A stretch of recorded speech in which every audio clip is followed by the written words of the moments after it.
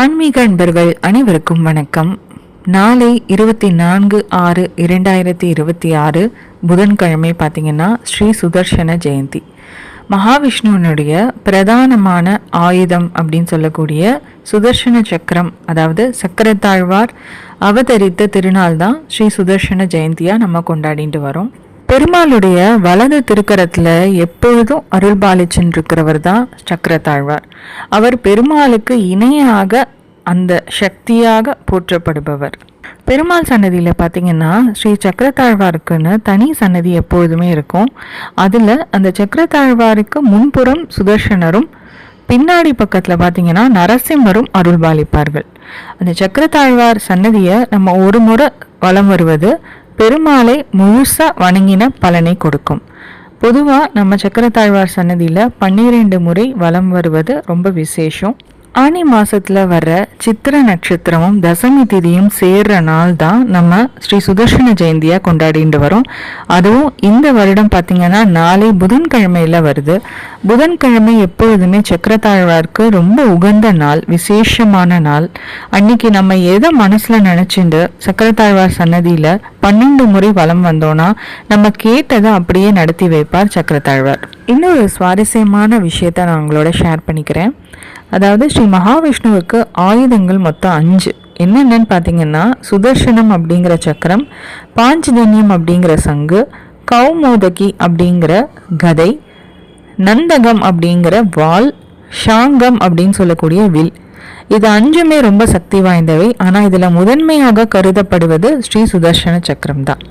நாளைக்கு ஸ்ரீ சுதர்சன ஜெயந்தி அன்னைக்கு எப்படிலாம் வழிபாடு செய்யணும்னு பார்த்தீங்கன்னா, வீட்டில் நம்ம சுதர்சன ஹோமம் செய்யலாம். அது ரொம்ப விசேஷ பலனை கொடுக்கும். அப்படி இல்லைன்னா பக்கத்தில் இருக்கிற பெருமாள் கோவில்கள் போயிட்டு அங்கே சக்கரத்தாழ்வாருக்கு நடக்கக்கூடிய திருமஞ்சனம், அதாவது அபிஷேகம் ஹோமங்களில் நம்ம கலந்து அதில் நம்ம வேண்டிக்கிறது, வழிபாடு செய்கிறதுங்கிறது நல்ல பலனை கொடுக்கும். அதே மாதிரி வீட்டில் சக்கரத்தாழ்வார் படம் இருந்ததுன்னா அந்த விக்கிரகத்துக்கோ படத்துக்கோ துளசி மாலை நம்ம அணிவித்து தீபம் காட்டி நம்மளால் முடிஞ்ச நைவேத்தியத்தை சுவாமிக்கு பண்ணுறது ரொம்ப ரொம்ப விசேஷ பலனை கொடுக்கும். நம்ம அதே மாதிரி கோவிலுக்கு போகிறச்சே சக்கரத்தாழ்வாருக்கு 12 முறை வலம் வருவது ரொம்ப ரொம்ப விசேஷம். அதே மாதிரி ஒரு 2 ஸ்லோகம் இருக்குது. சுதர்ஷனாஷ்டகம்னு சொல்லிட்டு ஒரு ஸ்லோகம் இருக்குது.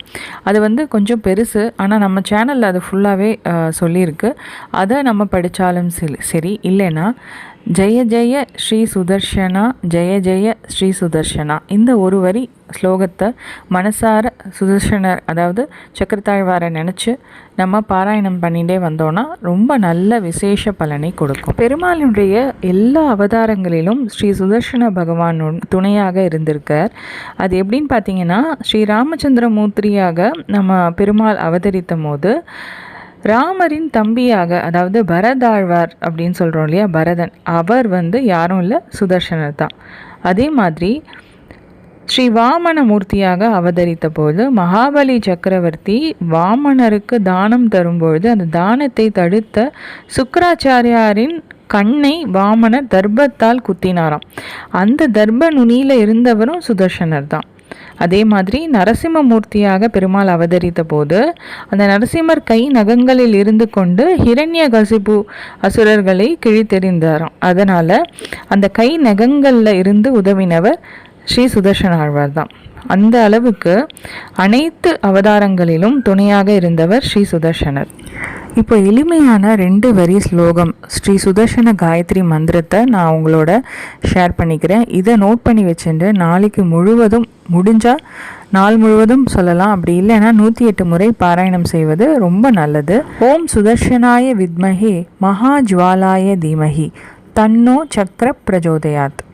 இந்த ஸ்லோகத்தை சொல்லி நாளைக்கு நம்ம ஸ்ரீ சுதர்சன பகவானை வேண்டிக்கிறது சகல சௌபாகியங்களையும் கொடுக்கும்.